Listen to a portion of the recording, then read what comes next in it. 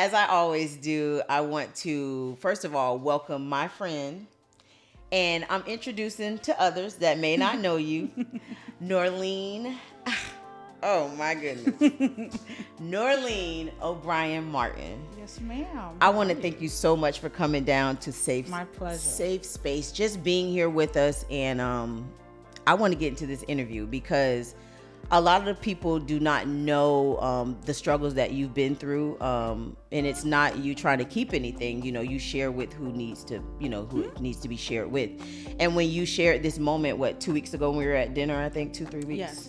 I was like, oh, you got to come on my podcast. Like, we got to talk about this. I knew nothing about this. So today we're going to be discussing fertility, the process of some people, just are not able to have children as easily as others. Correct. And we can discuss some of the fertility issues that you had, when you were trying to conceive a baby with your husband.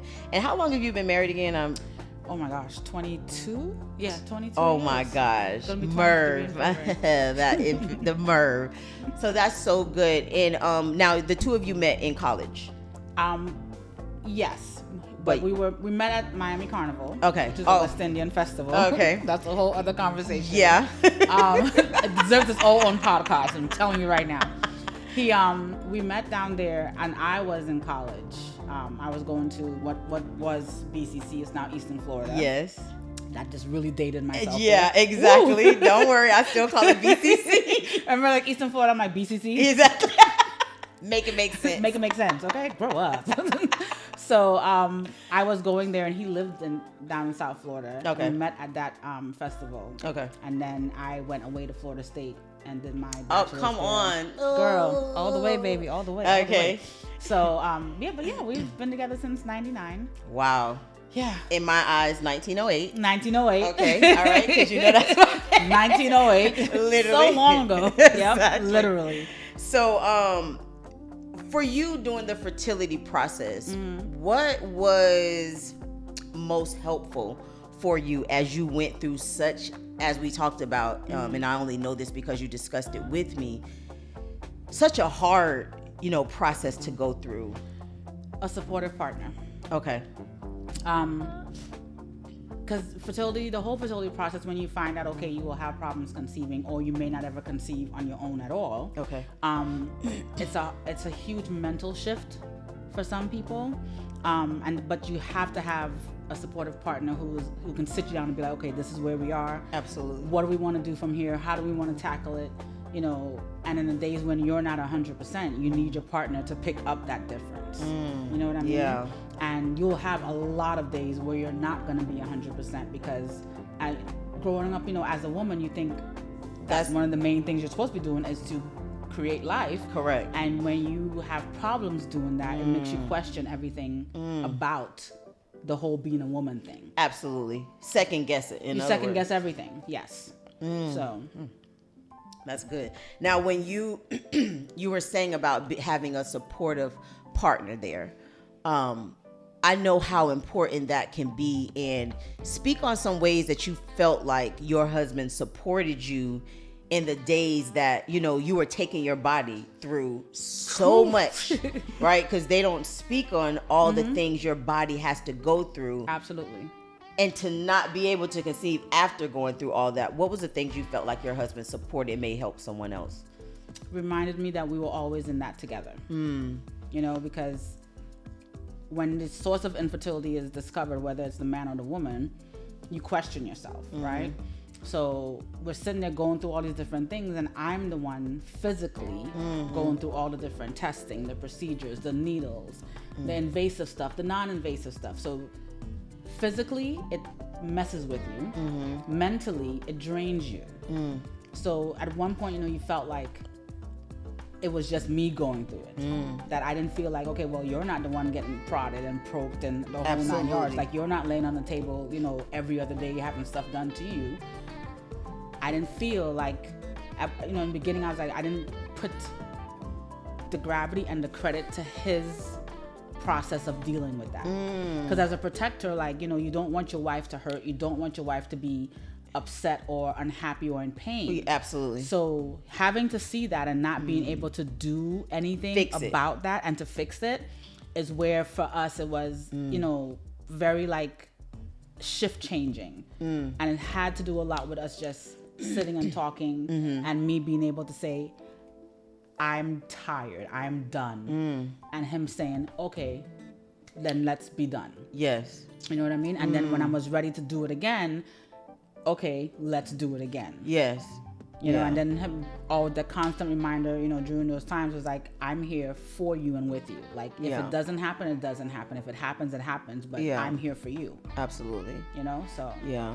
I think that's so good because I do know someone dear to me that also had fertility issues. And I think women don't remember that the man is also going through it, right? Correct. So I love that you noticed that, okay, honey, like he's going through it too just as well as I am, right? Absolutely.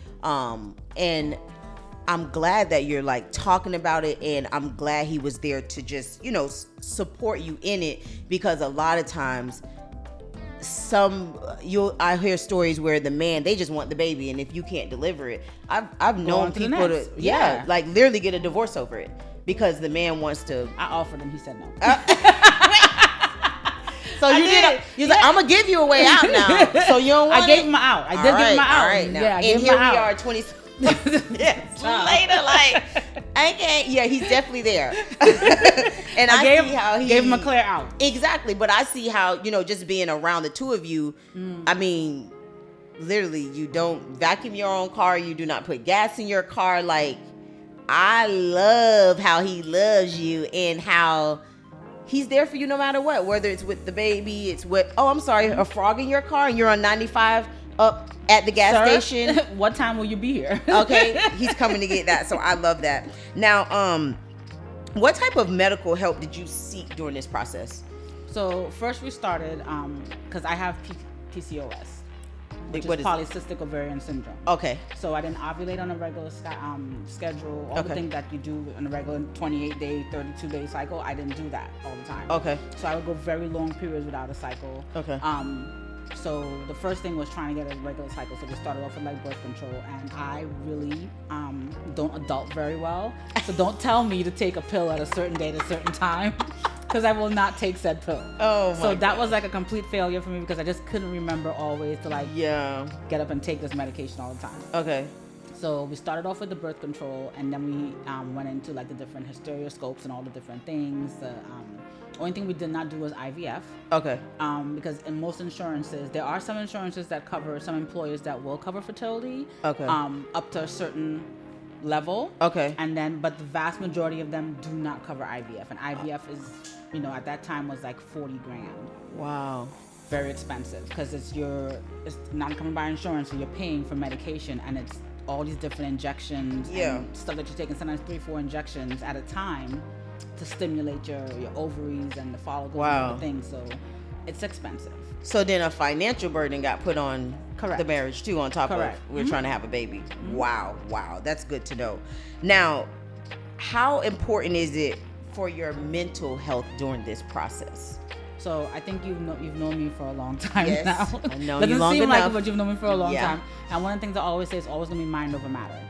If here is not right, nothing else below you will flow, right? Yeah. So if you're not focused and you're not really here mentally, your body doesn't function mentally. So it took me stepping away from the process for my body to really get into sync to where it was supposed to be. Okay. And that was me stepping away and taking the pressure of constantly thinking everything I'm doing is to create a child. Right? Okay. But I wasn't focused on anything else but creating this child. Like an obsession, basically. Well, like an obsession. And for me, it's like, because I couldn't focus on anything else, my mind was so torn up in that mode, nothing else worked for me. Wow. So it wasn't until I took a step back from the problem, I'm like, you know what, I'm done. Let me take a break for a little bit. And things started happening. Oh, okay. You know, we had pregnancies, we had miscarriages, but we had pregnancies and all the different things. So your mental status in any phase of life is of utmost importance. More so when you're dealing with stuff like fertility and things like that. So yeah.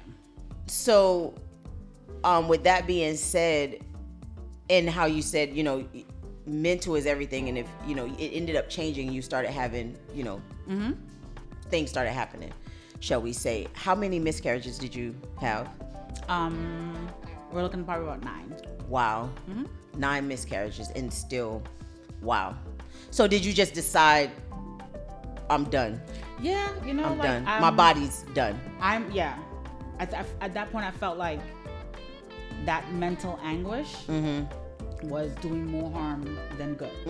I got you. Right? I got you. I kind of like resigned myself in the sense to say, if this is what my path is supposed to be, then let it be. Let it be. It will happen. Correct. Organically. It happens anyway. Yeah, no matter whatever what. happens, it happens because that's what my path is. Correct. So you were okay. Yeah, that's good. So as we wrap this up, I always ask my guests this question of, what advice can you give someone out there that is dealing with fertility issues, or may want to go into it, or whatever it may be? What type of advice can you give a woman that's out there going through this? First of all, find yourself. Right? Don't get caught up in the mindset that you have to have a child. Oh, good. Right? Good. So be sure you're doing it for the right reason, number 1. Number 2, get your mental status in the right frame of mind. Okay. Whether it's you seek your religious beliefs or your spiritual, however you want to go, whether you go by the book or you just go by feelings, find that place, find that balance. Okay. And be able to articulate how you feel with your partner. Okay. Be able to voice when something is not working versus what's working for you, and how you approach that situation with your partner. Okay. You have to have that open communication in order for this to work, because without that open communication, then what are you really doing? Yes, right? Absolutely. How do you really verbalize how you feel and not shut down? Correct. And cause more harm than good. Yeah, absolutely. You know what I mean? That's good. Do your research. Oh, okay. Do your research before going into it. Everything is not a medication. Okay. Right? There are things you can do with your body naturally that will help you on some level of your fertility journey. Okay. So do your education. Do your research. Learn the things. Learn your body. I learned my body the most going through that process. Wow. I love that. Well, Norleen, I want to thank you so much for just being vulnerable and coming on this platform to speak about this, to help someone else out there that you didn't have to choose to do. But I thank you for going there and coming on here and accepting my invitation. My pleasure. Thank you for coming to a safe space. And I hope this was safe for you, and that you felt heard. And I love you so much. I love you too. And I just want to say thank you. All right, you guys, it's Norleen O'Brien Martin.